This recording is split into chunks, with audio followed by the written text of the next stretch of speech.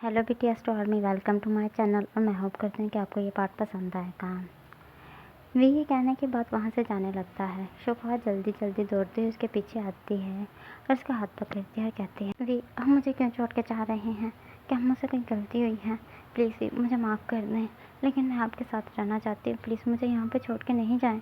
मैं आपके साथ रहूँगी, जैसा आप बोलेंगे बिल्कुल वैसा करूँगी। वे गुस्से में अपना हाथ छुड़वाता है और शुभा को खुद से दूर पुश करता है और कहता है, मैंने कहा मुझसे दूर रहो। मेरा और तुम्हारा आपस में कोई रिश्ता नहीं हो।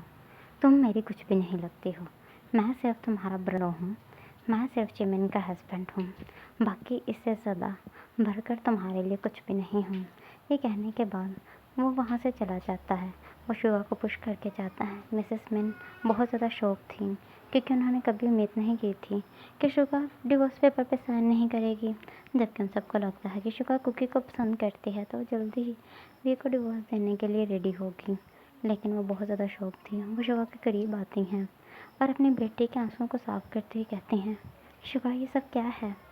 तुम क्यों वी के साथ रहना चाहती हो? क्यों तुम वी की रिक्वेस्ट कर रही हो? क्यों तुम्हें छोड़ के ना जाएं? मुझे लगता था कि वी ने तुम्हारी बिल्कुल लाइफ बर्बाद कर दी है। तुम्हारी शादी तक नहीं हुई, तुम पे एक बच्चे की जिम्मेदारी थोप दी है। यहाँ पे तुम उस जिम्मेदारी को ज़िंदगी भर के लिए उठाना चाहती हो। माना जिमिन का बेबी हमारा बेबी है, हम उसको वी से ले लेना चाहते हैं, लेकिन हम ये नहीं चाहते कि तुम्हारी ज़िंदगी ख़राब हो। शुभा कहती है, मोह मैं वही लाइफ को पसंद करती हूँ, मैं वहीं रहना चाहती हूँ। वी मेरे हस्बैंड हैं और चिमचिम हमारी बेटी है। मिसेस मिन कहती है, क्या तुम पागल हो चुकी हो? शुभा कहती है, हाँ मोम, मैं पागल हो चुकी हूँ। अब से नहीं, जब से मैं 5 साल की छोटी बच्ची थी तब से मैं पागल हो चुकी हूँ वी की मोहब्बत में। एक मिनट भी वी से दूर नहीं रह सकती हूँ। आप जानती हैं, मैंने वी के पीछे अपनी पूरी लाइफ वेट किया है। मैं भी इंतज़ार नहीं कर सकती मॉम, मुझे उनके साथ रहना है।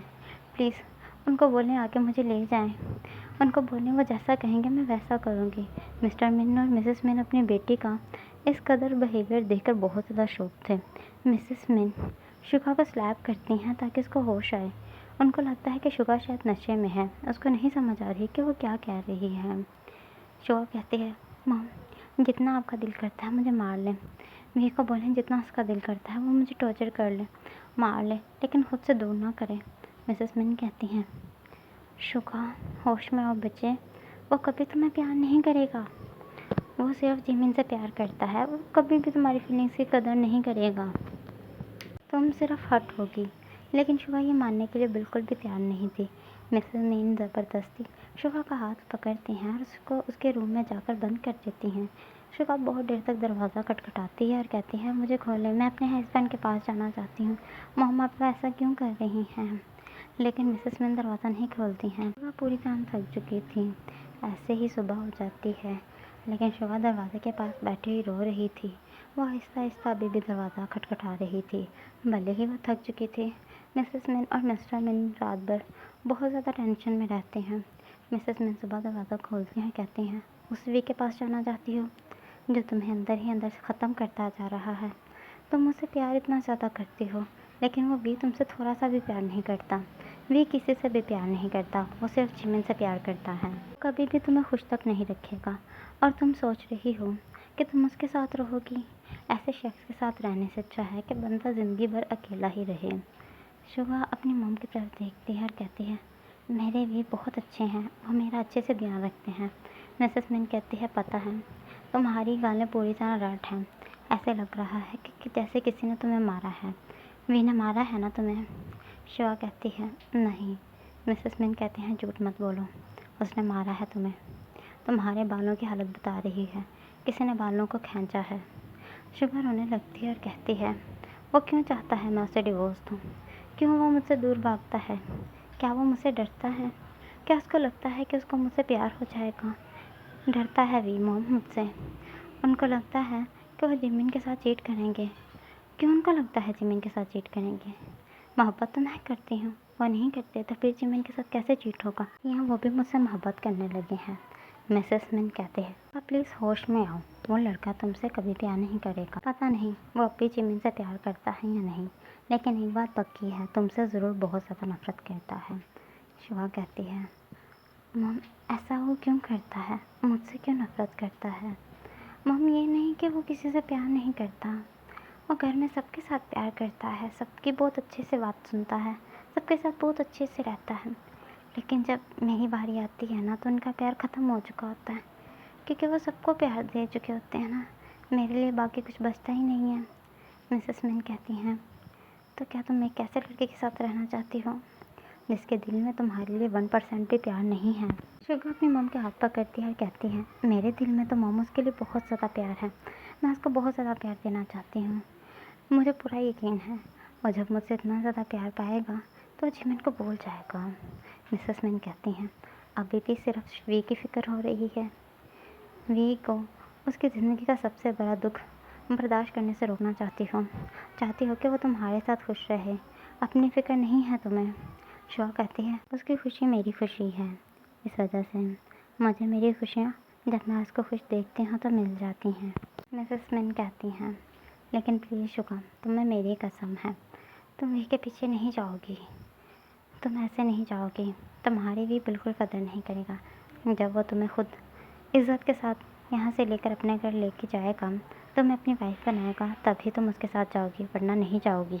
शुगा अपनी माँ को कहती है, प्लीज़ मॉम, ऐसा नहीं करें मेरे साथ। लेकिन शुगा की माँ नहीं मानती है। वो कहती है, अगर तुम यहाँ वी के साथ ऐसे ही चली गई, उसने अपनी ज़िंदगी से जिमिन को ना निकाला और तुम्हें ले गया, तो ठीक है, तुम मेरी बेटी नहीं हो और तुम मेरा मरा हुआ चेहरा भी नहीं देख पाओगी। ये कहते हुए मिसेस मिन वहाँ से चली जाती हैं। शुभा जो रूम में बहुत ज़्यादा रोती है, क्योंकि वो वी के पास जाना चाहती थी, लेकिन अब दरवाज़ा खुला हुआ था। तमाम कैदियों से वो आज़ाद थी, वो जा सकती थी, लेकिन वो अपनी माँ की कसम के लिए नहीं जाती है।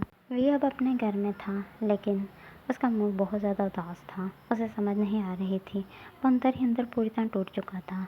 वो चिमचिम की बहुत ज़्यादा फ़िक्र करता था। वो ख़ुद को चिमचिम के ध्यान में लगाने की कोशिश करता था, लेकिन ऐसा नहीं हो पाता था। दूसरी तरफ चिमचिम, जो शुगा के गोद में रहने की आदी थी, वो बहुत ज़्यादा रो रही थी और शुगा के पास जाना चाह रही थी।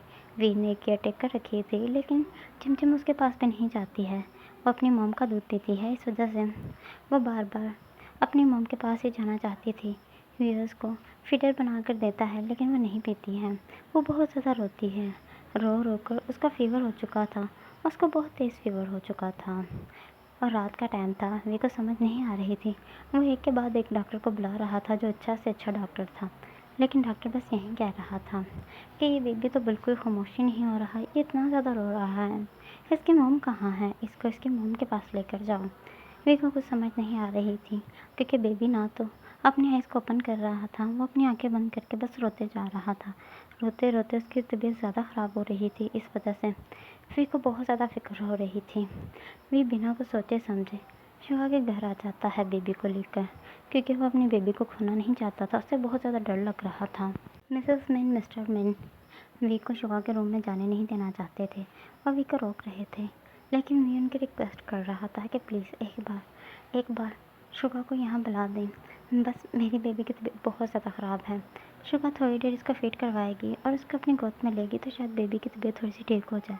लेकिन मिसेस मिन कहती हैं, नहीं वी, हमारी बेटी की ज़िंदगी आगे ही तुमने बहुत ज़्यादा ख़राब कर चुकी है, इस वजह से हम और ख़राब नहीं करना चाहते, तुम यहाँ से प्लीज़ चले जाओ। मिस्टर मिन, मिसेस मिन वी की एक बात भी नहीं सुनना चाहते थे।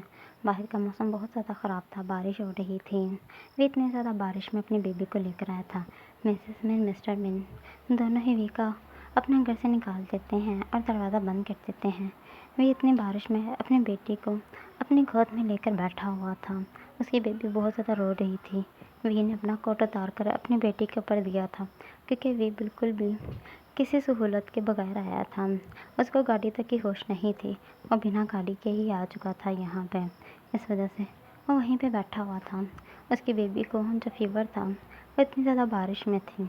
वी उसको बचाने की पूरी कोशिश कर रहा था, जिसकी वजह से उसने खुद तो कोट जो पहना था वो भी बेबी पे दे दिया था और अपनी शॉल भी उतार के बेबी पे दे दी थी। वी को बहुत ज़्यादा सर्दी लग रही थी। शुगा को पता था कि बाहर वी आया हुआ है। वो वी के पास आना तो चाहती थी, लेकिन उसकी मॉम ने उसको बहुत सख्ती से मना किया हुआ था। लेकिन वो विंडो खोलकर सामने बैठे हुए वी को देख रही थी। वी को नहीं पता था कि शुगा उसको मुसलसल देखी जा रही है। शुगा उसको देख रही थी कि वो अपनी बेटी के लिए कितना फ़िक्रमंद है। वो अपनी बेटी को सर्दी से बचाना चाहता है, लेकिन वो अपनी हेल्थ का बिल्कुल ध्यान नहीं रख रहा। उसने शाल तक उतार दी हुई है ताकि उसकी बेबी को सर्दी ना लगे। इस वजह से वो रो रही थी। उसे बहुत बुरा लग रहा था। फिर वो रोती हुई अपनी मॉम के आगे जाकर हाथ जोड़ती है और कहती है, वी को अंदर आने दें।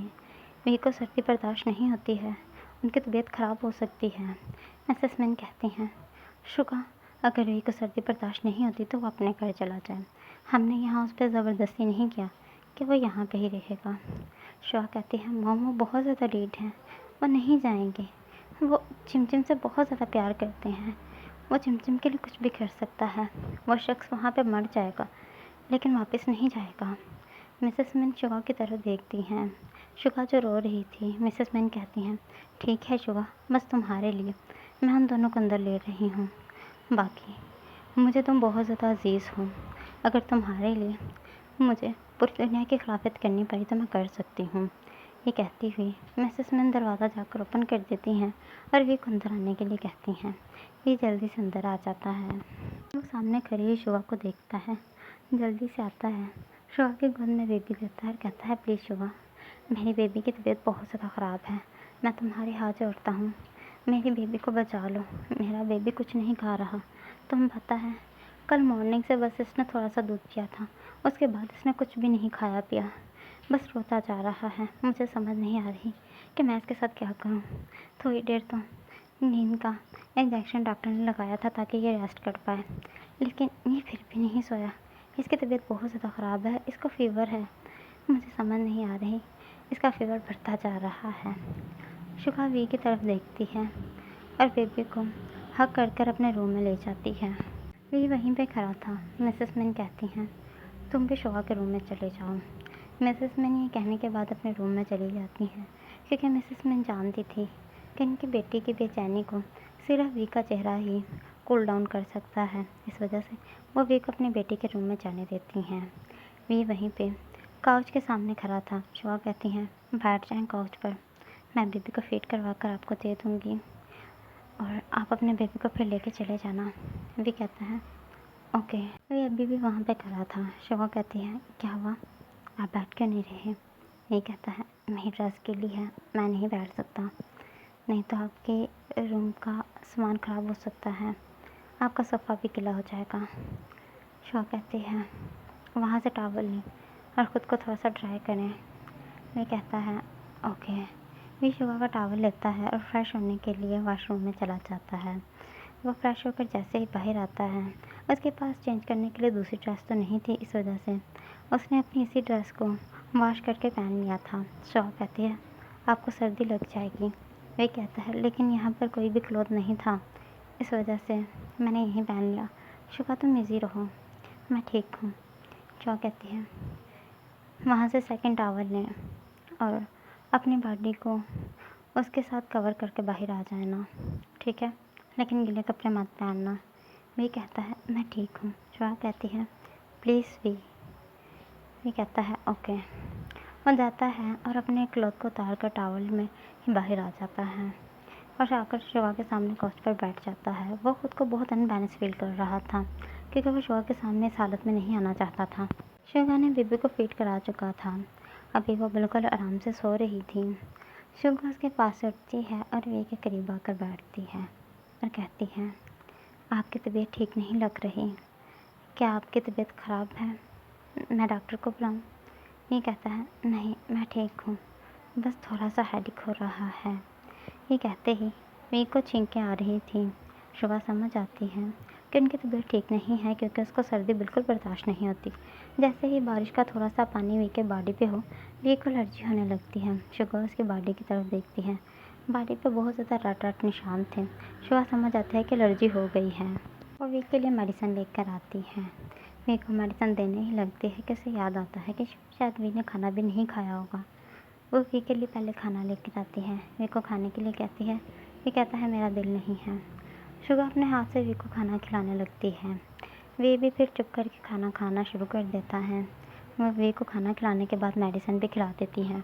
वी शुगा को कहता है, मुझे बहुत ज़्यादा सर्दी लग रही है, मुझे अपने क्लॉथ को पहनना होगा, क्या मैं अपने क्लॉथ को पहन सकता हूँ, क्योंकि मुझे बेबी को लेकर जाना है।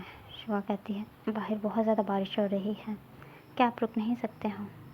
वी कहता है, हाँ, बेबी के लिए इस मौसम में जाना तो ठीक नहीं है। शिवा कहती है, और आपके लिए भी नहीं है। आए बेड पे कुछ देर रेस्ट कर लें। वे कहता है, नहीं, मैं ऐसी हालत में बिल्कुल भी रेस्ट नहीं कर पाऊँगा, और तुम्हारे साथ तो बिल्कुल भी नहीं। शिवा कहती है, क्या हुआ?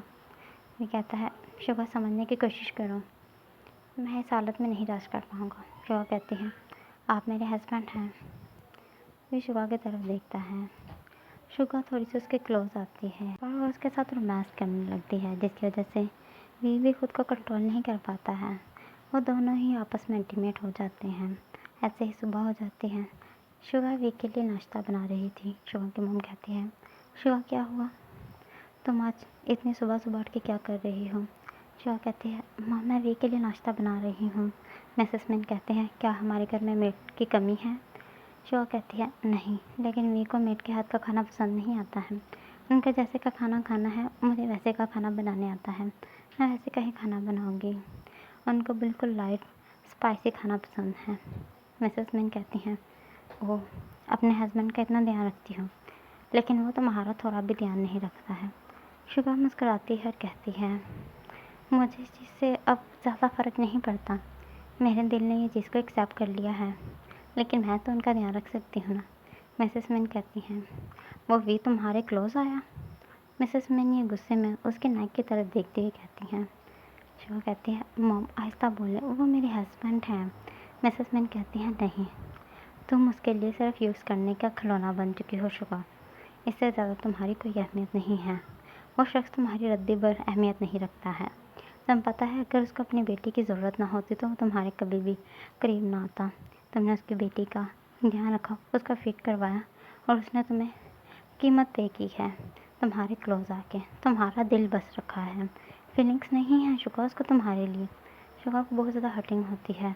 दूसरी तरफ वी उठता है, रेडी होता है और अपनी बेबी को लेकर वापस अपने घर आ जाता है, क्योंकि वी को मिसेस मिन की और शुआ की कुछ कुछ बातों की समझ आ चुकी थी।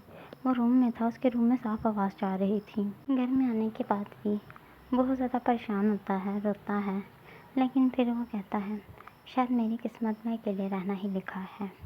मैं सबके सामने अपनी रेपुटेशन को ख़राब कर चुका हूँ, अब मुझे यहाँ से चले जाना चाहिए।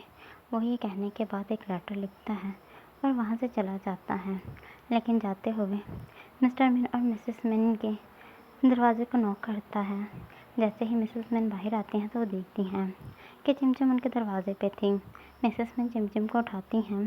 जिस टोकरी में चिमचिम थी, वो टोकरी को वो एक साइड पे रखती हैं और अपनी बेबी को उठाकर अंदर ले जाती हैं। वो आसपास तो देखती हैं, उनको कोई भी नज़र नहीं आता। वी दूर से ये सब देखता है और फिर वी वहाँ से चला जाता है।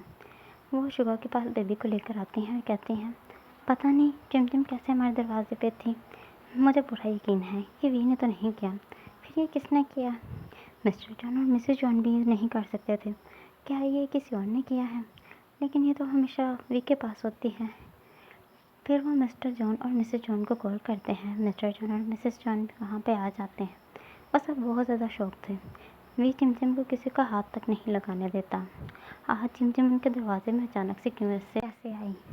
शिवा कहती है, मॉम मुझे बहुत ज़्यादा घबराहट हो रही है। क्या हुआ? मिसेस जॉन कहती हैं, शिवा क्या तुम्हें बताऊं, जब से तुम्हें वी ने घर से निकाला है, खुद भी वो किसी से बात नहीं करता। खाना तक खाना उसने छोड़ दिया था, सिर्फ चिमचिम के साथ ही लगा रहता था। चिमचिम का ध्यान रखना चिमचिम की फिक्र में ही लगा रहता था। मुझे समझ नहीं आ रही कि वो ये सब क्यों कर रहा था। शिवा को बहुत ज़्यादा घबराहट हो रही थी, इस वजह से वो जल्दी से जॉन मैंशन में आती है ताकि पता चला पाए कि वी कहाँ पे है। वी उसका फ़ोन तक अटेंड नहीं कर रहा था। जैसे ही वो घर आती है तो देखते हैं कि वी का फ़ोन तो टेबल पे पड़ा हुआ है, जिस पे शिवा की बहुत ज़्यादा कॉल्स आई हुई थी। वो शौक थी और फिर वो वहाँ पे रखे हुए कागज़ को उठाती है जहाँ पे लिखा हुआ था, प्लीज़ मॉम मुझे माफ़ कर दें, मैं आपका स्टेप सन था। इस वजह से मैं कभी भी नहीं समझ पाता कि आप मुझसे खुश हैं या दुखी हैं। मैंने आप सबको जिमिन के चक्कर में बहुत ज़्यादा दुखी किया है। माना जिमिन मेरी वाइफ है, लेकिन मैं अंदर ही अंदर से खुद को और आपको तोड़ता रहा। जब मुझे पता चला कि शुभा मुझे पसंद करती है तो मैं शुभा को भी हर्ट करता रहा। और मैंने जेके को भी बहुत ज़्यादा हर्ट किया है। जेके शुभा से बहुत ज़्यादा प्यार करता है।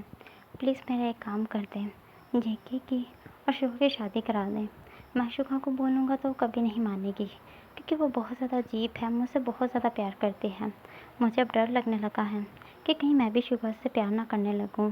लेकिन कभी कभी मुझे लगता है कि जिस चीज़ का मुझे डर है, मुझे शायद वो हो चुकी है। और BTS टू आर्मी मैं नेक्स्ट पार्ट जल्दी ही रिवील कर दूँगी।